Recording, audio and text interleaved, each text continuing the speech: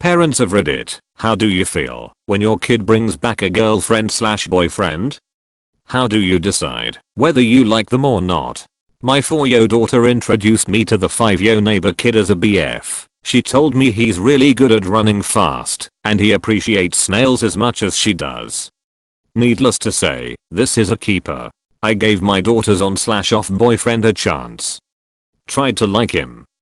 He seemed a bit manipulative to begin with, but I chalked it up to being 15.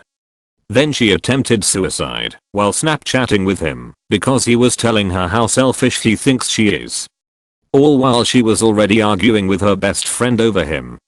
He didn't reach out to me or her stepdad at all. Just told all her friends that she was crazy. Started dating someone else while she was still in NICU. Then messaged a bunch of crap to her older sister calling her a slut and shit. I'll bury his ass in the backyard if he ever tries to get back with her. Edit, RIP inbox. It's just a username. Also, no, I won't really kill the prick.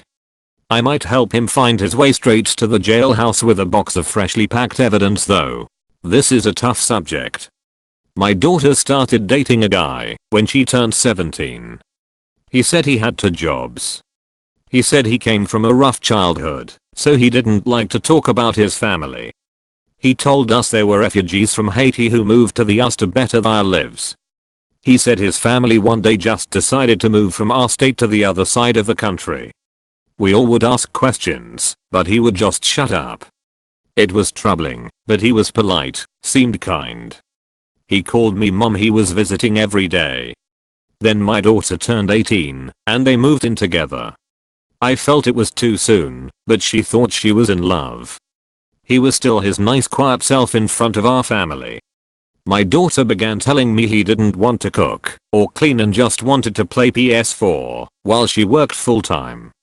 I told her to keep talking to him about how she was becoming unhappy.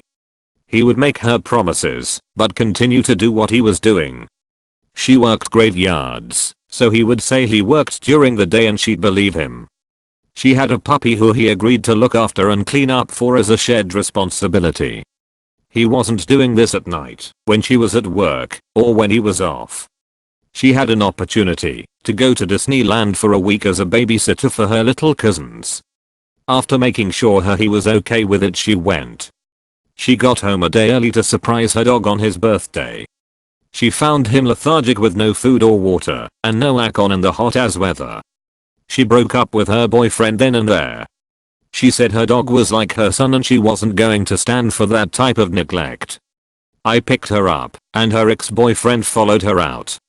He was polite, telling me to not let her leave him. I told him to give it a few days. After we left, I could tell her voice was hoarse. She said they had a loud argument. The next morning she asked her dad and I to take her back to her apartment so they could talk. She could get some of her stuff and leave on good terms with him.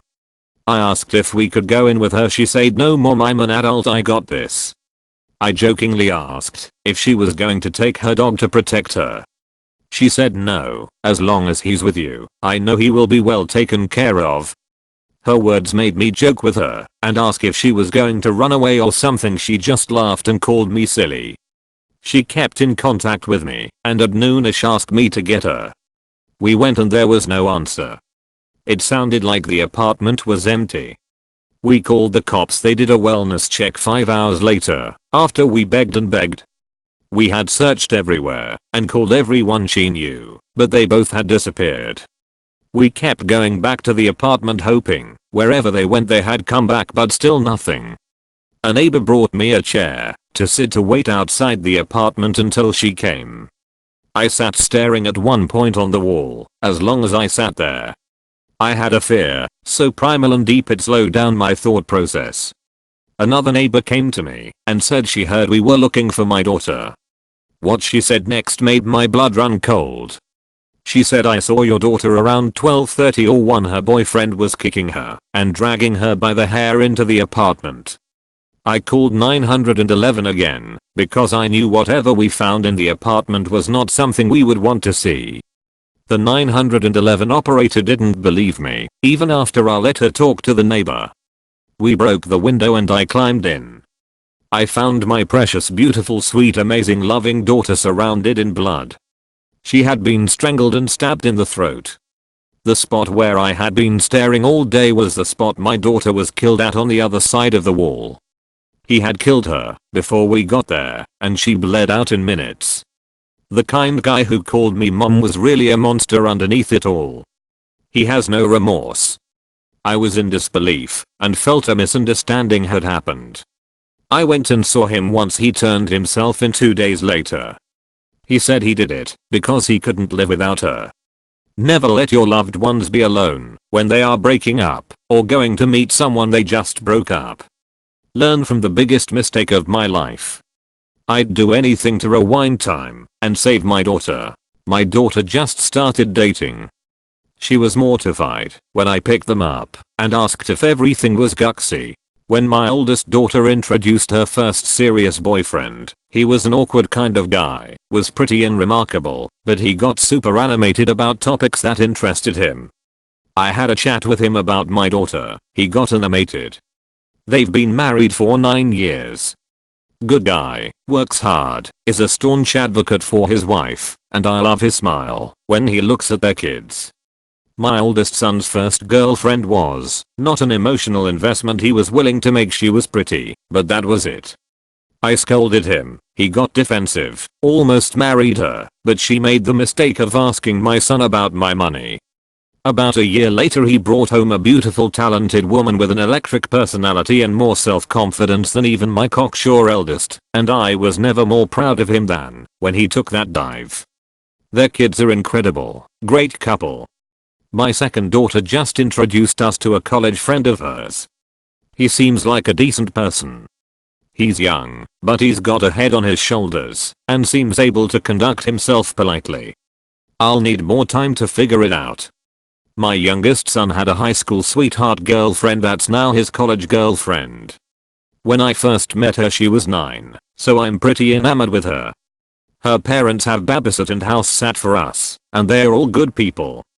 My youngest daughter has introduced me to a girlfriend from her trade school recently. Pretty sure she has been dating her for a couple years. She's angry, contrary, and bitter.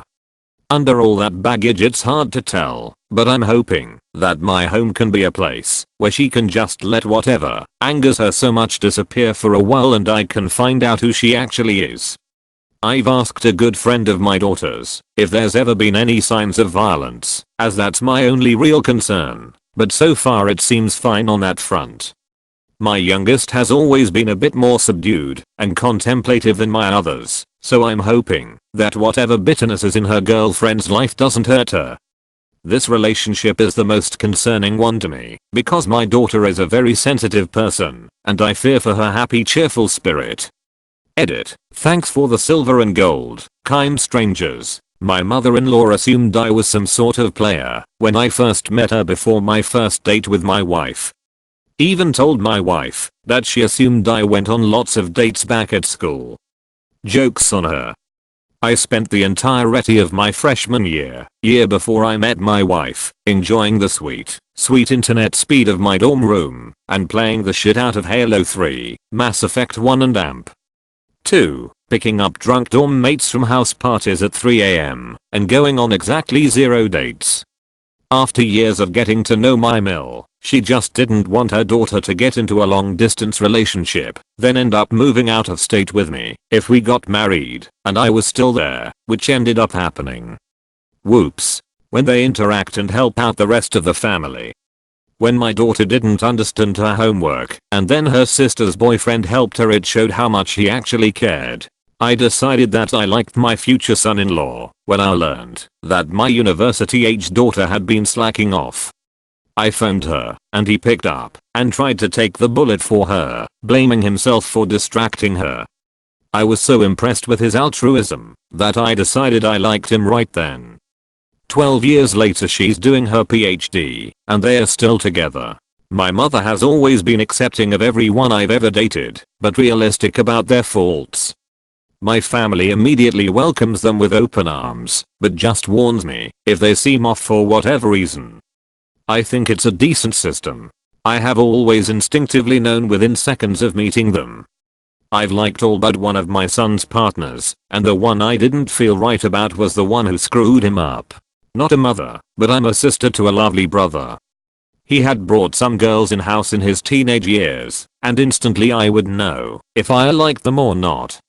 The first one he brought was super rude with me and my parents. She would eat alone in the bedroom when we are having dinner, force my brother to be mean to me, etc. Few months after the relationship ended in a really bad way. After that brought some girls, didn't talk so much with them, but they were nice and sweet, didn't last long, less than 2 months. The last one he brought, when I talked to her, just one thought came to mind, she's the one. 5 or 6 years later, here they are, living together.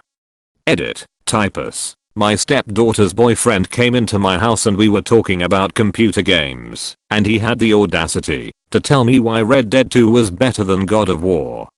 In my house. But respect to the lad for that, he stuck to his principles and a year later still argues with me about gaming stuff.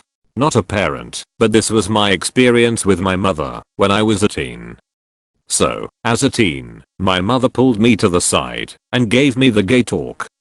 You know, the I'll still love you, even if you were gay talk. I asked her why she thought I was gay, and she said it was because I never bring any girls to the house. Guess what I did within the next few days? I brought a girl in the house. Guess what my mother did? She kicked her out and gave me a lecture on how inappropriate it was to bring girls to the house. Yes, it makes no sense. Not a parent, but my parents have talked about my boyfriends. They liked most of them, but my dad said there was one he specifically didn't like right away. I dated that guy for over a year before he cheated on me with his ex and left me for her. My dad said he didn't like that guy because he reminded him of his ex-wife, who did the same thing to him. Not a parent, so I called my mom. She stated, and I quote, "I like all of them until they give me reason not to. Then I never tell you whether I like them or not, so I don't influence your own judgment. I cannot choose for you, although sometimes I wish I could." Mrs. Unappreciated Son. Edit, spacing edit 2. Yes, I'm aware that my mother appreciates me, as many pointed out, lol. It's not her that's the concern.